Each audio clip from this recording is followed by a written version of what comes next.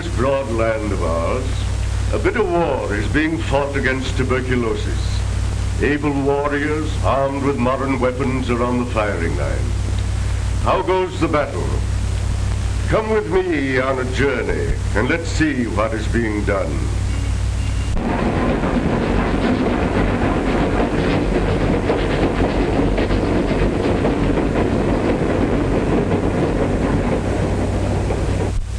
First to Washington to get a few facts. In this building is the Census Bureau, where Uncle Sam keeps his health record books. There is a card here for each of us, telling when we were born, when married, what we die of, and many other facts. Ingenious machines sort these cards so that statistics may be compiled from them. Imagine all the people in the United States divided into groups of 100,000 each. Here is one such group. This Grecian urn represents 50 deaths from tuberculosis. In 1910, there were about 150 deaths from tuberculosis for each 100,000 persons. We need 3 urns in this row. 10 years later, there were 100 deaths per 100,000 persons, 2 urns. And in 1935, about 50, only 1 urn. Death rate cut to 1/3 of what it was 25 years ago. What a retreat.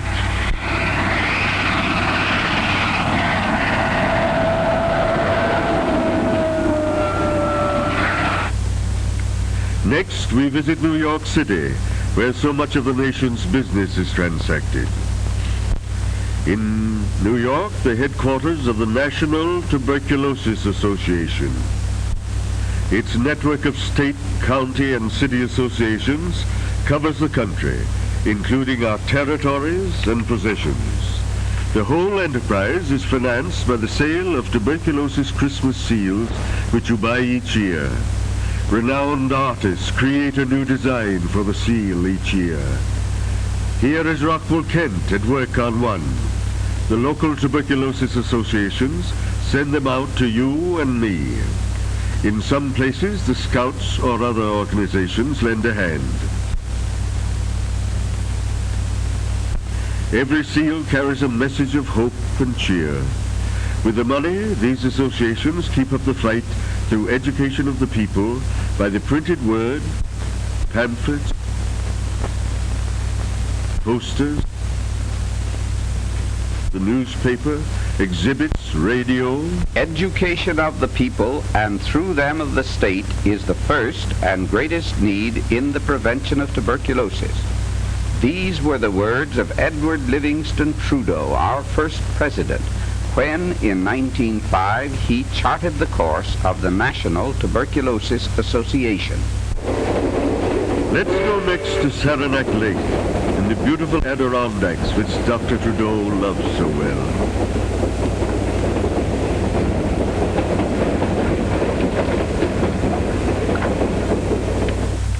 Here is the bronze statue of Trudeau, reclining in his chair, a pose so characteristic of his own successful struggle against tuberculosis. It was Trudeau who introduced the modern treatment of tuberculosis in this country. Rest, fresh air, and good food. Nestling in the hills, now surrounded by fine buildings, we find the Little Red, the first cottage built by Trudeau in 1884 for the treatment of 2 young women. It has served as the inspiration for the more than 700 sanatoria built since then.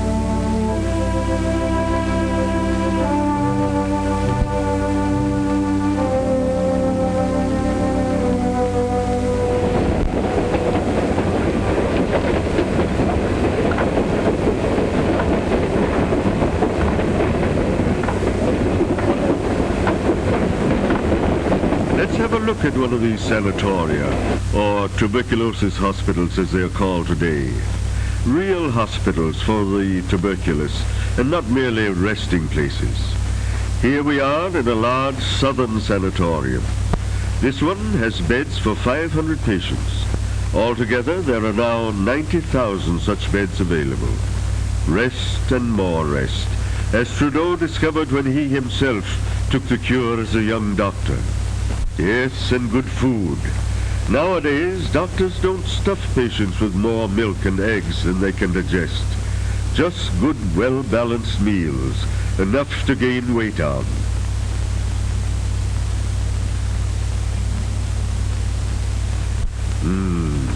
Smell those delicious loaves.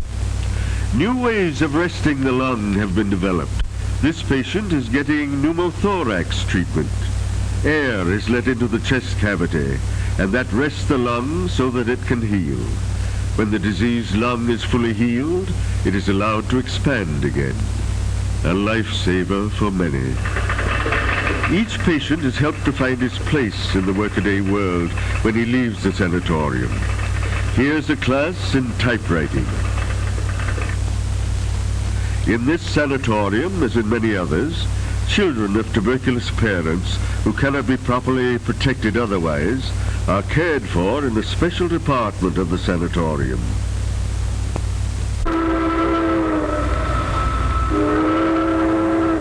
Finding the cases of tuberculosis is a very important job. Not only the specialist, but the family doctor too is constantly on the alert, knowing that tuberculosis may disguise itself as some other disease.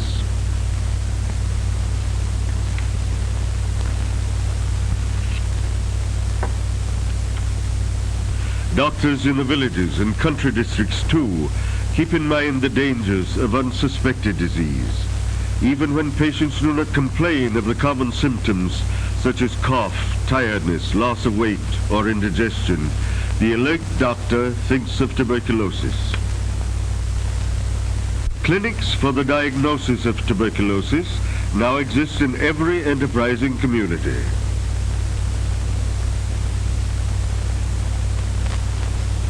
Specialists are in charge and X-ray service is at hand.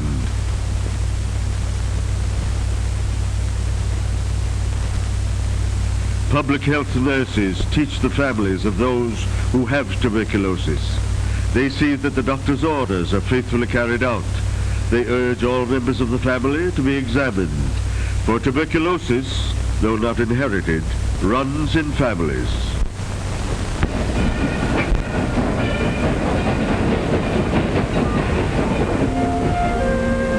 What about the thousands of people in out-of-the-way places? Let's see how they do it in the Bayou country.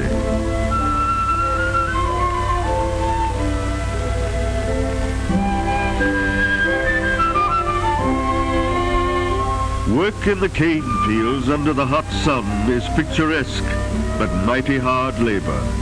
These sections are not well equipped with clinics or X-ray apparatus, so necessary to discover tuberculosis. Very well, says the health department. If people cannot come to the doctor and all he needs will go to the people. Here is an auto trailer, expertly designed, which carries complete equipment for making diagnoses in the modern manner. A doctor and nurse go with the outfit. Advance arrangements are made with the doctors and local health departments so that all who should be examined will be on hand when the trailer comes. Here we are arriving on the public square, alongside the courthouse and ready for business. Quietly and efficiently, the work is carried on by skilled workers. The family doctor gets the report of the X-ray examination of his patient. Inside the trailer, everything is snug and shipshape. It looks compact, doesn't it? But there's space enough to do the job well. The dressing room is just a corner, screened off by a curtain.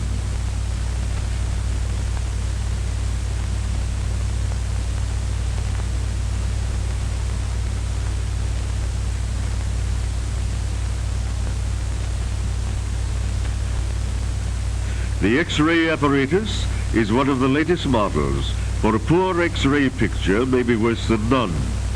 Efficiency and economy make it possible to give this important service to the people.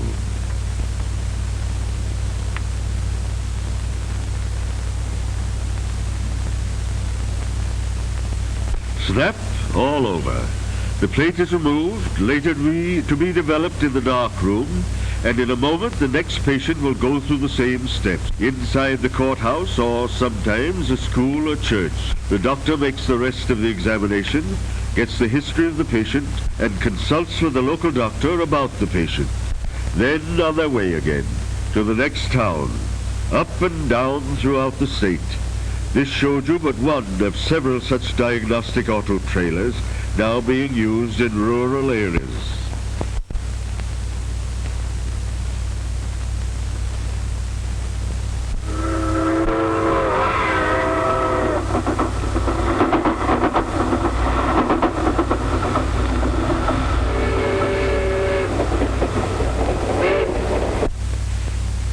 Now we are in a large Midwestern university. We meet the flower of American manhood and womanhood. How many of them will fall victims to tuberculosis? Well, if nobody cares, at least 6 out of each 1,000 students before they reach their 30s. But someone does care, enough to search out the very beginnings of the disease before there are any signs or symptoms.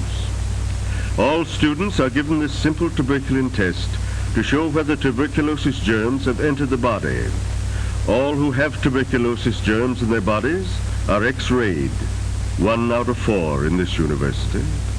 Tuberculosis must be seen before it is heard, say the doctors. That's why they urge all young people to be tested with tuberculin and to be X-rayed if positive. The X-ray plate is developed in the darkroom, much as you develop your own Kodak pictures in the mysterious amber-lighted closet at home. When the film is dry, the shadows are read or interpreted by the doctor. Here's the chest picture of a young athlete. The trained eye of the physician sees the damage already done by tuberculosis. The fight also goes on in the quiet research laboratory. Scientists are studying the life and habits of the germ. Did you know that the tuberculosis germ actually breathes, eats, and reproduces? They are finding out how the germ causes disease and also how the body defends itself. Someday, maybe, they'll give us a specific cure.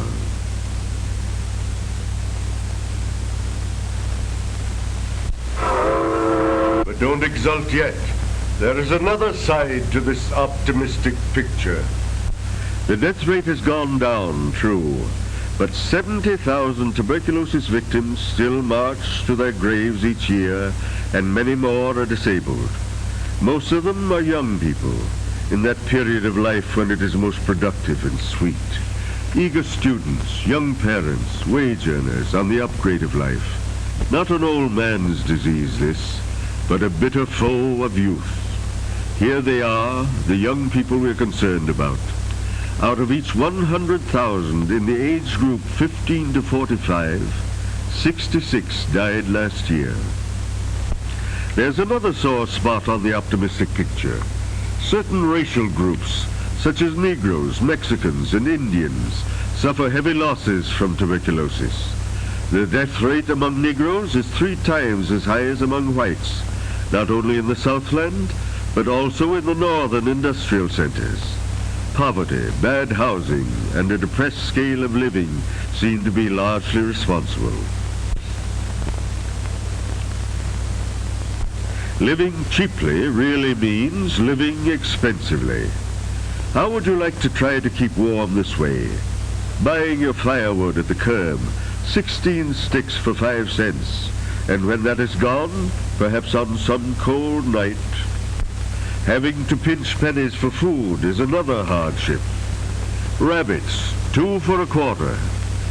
Here's the chart we saw before, showing the decline in the death rate among whites. Each of these strips represents 100,000 Negroes, and each earn 50 deaths from tuberculosis. But notice that the decline has been just as rapid as that among whites. And in 1935, Negroes suffered no more deaths than whites did in 1910. There's a lag, but the trend is hopeful.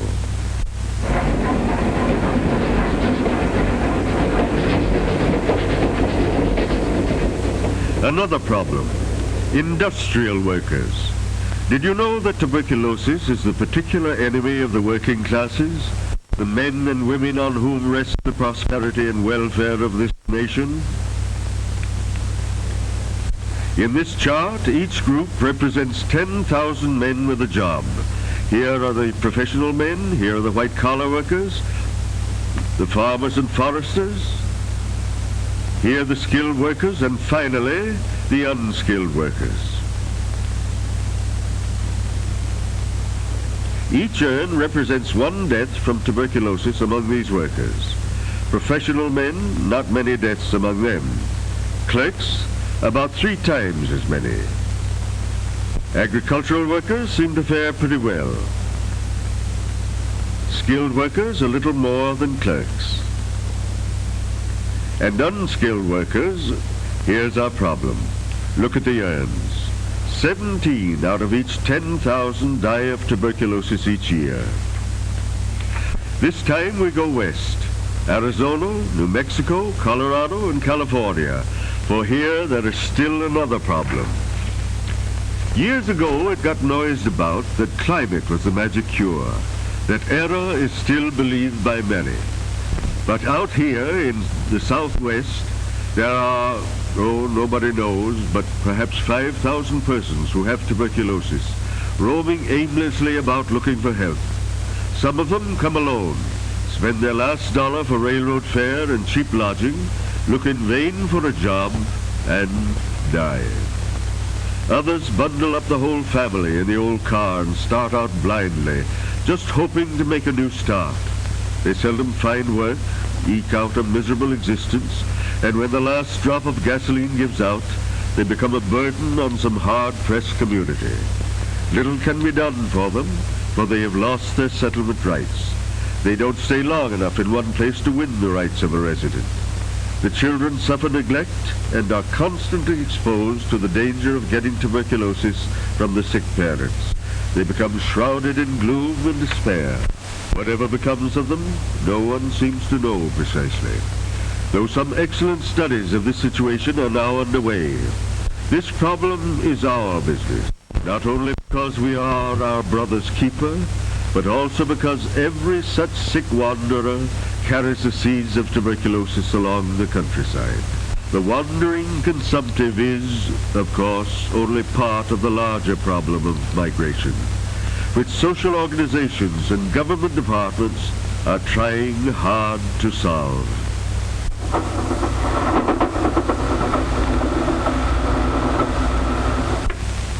Home again. Best part of the journey. But do you know that we are still on the front line?